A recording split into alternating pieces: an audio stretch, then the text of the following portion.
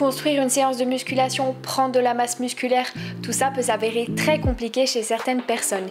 Est-ce que toi aussi tu as tout essayé pour prendre de la masse musculaire, manger plein de protéines, prendre de la whey, t'entraîner sans relâche, avoir une alimentation saine, mais rien n'y fait, tu n'arrives pas à avoir de résultats? Si c'est ton cas, aujourd'hui je te donne toutes les raisons qui font que tu n'arrives pas à prendre de la masse musculaire. C'est parti!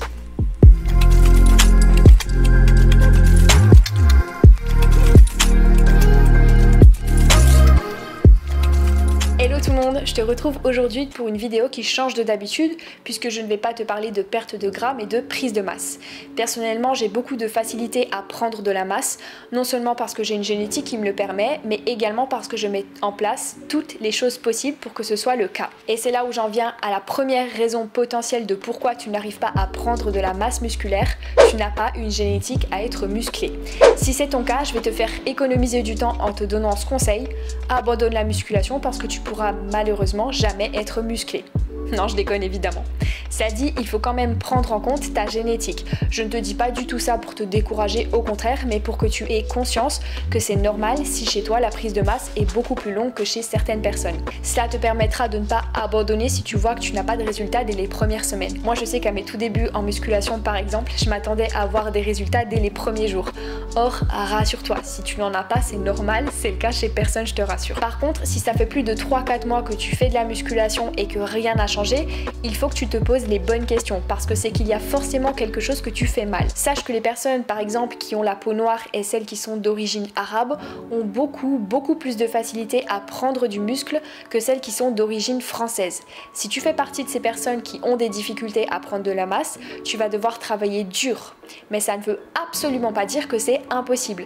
D'ailleurs, tout le monde peut prendre de la masse et il n'y a aucune exception à ça. Maintenant qu'on a compris ça, on peut passer au point suivant. Peut-être que tu ne charges pas assez et c'est celui qui concerne le plus de monde, je pense. C'est très important ce que je vais t'expliquer là. Lorsque tu as chaud, ton corps transpire naturellement pour faire descendre ta température. C'est sa façon de s'adapter à ce que tu lui fais subir. Et bien pour l'entraînement, c'est exactement la même chose. Imaginons qu'avant tu ne faisais jamais de cardio et que tu te mets à en faire régulièrement. Tu verras que ce sera de plus en plus facile. Ton corps cherche à rendre ce type d'effort beaucoup plus facile pour lui et notamment en faisant battre ton cœur moins vite. Pour la musculation, c'est encore une fois la même chose. Tu lui imposes une certaine charge à soulever pendant ton entraînement, ce qui risque d'être difficile pour lui. Donc pour pouvoir te permettre de soulever cette charge plus facilement la prochaine fois, il va créer de nouvelles fibres musculaires et ainsi cet exercice deviendra beaucoup plus facile la prochaine fois. En fait, tes fibres musculaires se détruisent pendant ton entraînement et c'est lors de ta phase de repos qu'elles vont se reconstruire en plus gros, c'est-à-dire lorsque tu ne t'entraînes pas et particulièrement pendant la nuit. D'où l'intérêt d'avoir un bon sommeil. Tu le mets dans une contrainte et pour pallier ça, il rend la chose plus facile. Donc comme tu le comprends, logiquement la prochaine fois que tu referas cet exercice avec cette même charge, il devra te paraître beaucoup plus facile. Ton corps se sera donc adapté. Sauf que pour continuer à prendre de la masse musculaire, il va falloir lui imposer une nouvelle contrainte. Sinon, il n'a aucune raison de créer de nouvelles fibres musculaires si l'exercice est trop facile pour lui. Donc tu devras augmenter la charge régulièrement car si tu n'augmentes pas tes charges, tu ne prendras jamais de masse musculaire. Attention, je vais quand même préciser mon propos.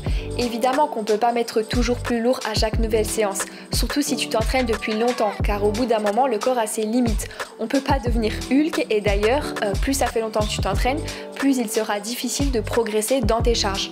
Le corps, encore une fois, a bien entendu ses limites, on ne peut pas exploser. Mais bref, l'idée c'est de comprendre que tu dois te mettre dans le dur quand tu t'entraînes. Donc à partir de maintenant, je t'interdis de prendre les haltères de 2 kg et je t'interdis également de faire du squat à vide. Il faut que tu mettes des charges. Bon, maintenant la question est quel poids dois-je mettre du coup, combien de répétitions et combien de séries dois-je faire pour prendre de la masse? Il y a deux choses essentielles à prendre en compte, la tension mécanique et le stress métabolique. La tension mécanique, c'est simplement la charge que tu utilises lors de tes exercices et aujourd'hui on sait quel est le premier facteur pour prendre du muscle puisque comme je viens de te le dire, ton corps s'adapte aux charges que tu lui fais subir en construisant de nouvelles fibres musculaires. Donc en gros pour progresser, il faut faire subir à ton organisme une grande tension mécanique. Donc ça voudrait dire qu'on peut tout à fait faire 1 ou 2 répétitions d'un exercice tant qu'on soulève le maximum de poids que l'on est capable? Eh bien non, pas tout à fait. La tension mécanique est certes le facteur le plus important, mais il y en a d'autres à prendre en compte pour prendre de la masse. Notamment le stress métabolique, qui sont les conséquences de ton entraînement sur ton organisme, c'est-à-dire les sensations de brûlure, de tremblement, la congestion, etc. Et il a été prouvé que le stress métabolique a des effets bénéfiques sur la prise de muscle. Or, tu as très certainement déjà remarqué que ces effets, donc les brûlures, les tremblements, etc., n'interviennent pas sur les premières répétitions de ta série. C'est pour ça qu'il faut faire un juste milieu entre le stress métabolique et la tension mécanique. Et aujourd'hui, il a été démontré que le temps sous tension idéal pour prendre de la masse musculaire, c'est-à-dire le temps idéal que doit durer ta série pour prendre de la masse musculaire, doit se trouver entre 40 et 60 secondes. Donc en gros, pour maximiser tes chances, tu dois soulever une charge où tu seras proche de l'échec ou carrément à l'échec musculaire entre la 40e et la 60e seconde.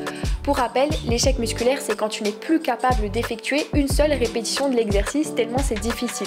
En gros, c'est quand ça devient tellement horrible que tu n'arrives plus du tout à faire l'exercice. Et 40 à 60 secondes, c'est le temps que tu mets pour faire une série de 6 à 12 répétitions. Alors qu'on soit d'accord, tu peux tout à fait en faire 12, tu peux tout à fait en faire 13, mais si tu t'éloignes trop de cette fourchette, tu diminues tes chances de prendre de la masse musculaire. Donc comme tu l'auras compris, on peut tout à fait être congestionné à mort en faisant 200 squats à vide ou 200 pompes, mais ça ne veut surtout pas dire qu'on va prendre de la masse musculaire, puisque la tension mécanique sera dérisoire. Bon, ok, maintenant qu'on a compris ça, qu'il fallait qu'on mette du poids lors de notre série, du coup on fait combien d'exercices et combien de séries? Tu peux faire entre 3 et 6 séries par exercice et entre 4 et 7 exercices. Et entre chaque série, tu dois prendre entre 1 minute 30 et 3 minutes de repos. Moi personnellement, je prends 3 minutes. Bon, tu te doutes bien que si tu choisis de faire 6 ou 7 exos, il vaut mieux que tu fasses 3 voire 4 séries. Non seulement parce que sinon ta séance risque de durer 3 heures, mais également parce qu'il y a un certain seuil qu'il ne faut pas dépasser dans ton entraînement. Sinon, il sera beaucoup trop traumatisant pour ton organisme et il n'arrivera pas à récupérer de celui-ci. De toute façon, quand tu commences à décongestionner pendant ta séance, ça n'est pas très bon signe, c'est peut-être qu'il faut que tu t'arrêtes. Personnellement, je fais toujours 5 exercices, peu importe ma séance, et je fais entre 3 et 5 séries. Si tu es débutant, par contre, je te conseille de ne pas faire plus de 5 exercices. Déjà parce qu'il faudra que tu les apprennes, mais en plus car tu récupères beaucoup moins bien qu'une personne initiée. Et c'est lors de la récupération dans ton entraînement que tout se joue. Et c'est là d'ailleurs je reviens au point suivant, tu ne te reposes peut-être pas assez. Il est essentiel. Plus tu as fait une grosse séance et plus tes muscles auront besoin de se reposer. Un muscle que tu viens de travailler doit se reposer au moins 48 à 72 heures. Et surtout si tu as fait une grosse séance. Ne te repose pas trop non plus, attention, parce que sinon tu ne prendras jamais de masse musculaire ou alors très lentement.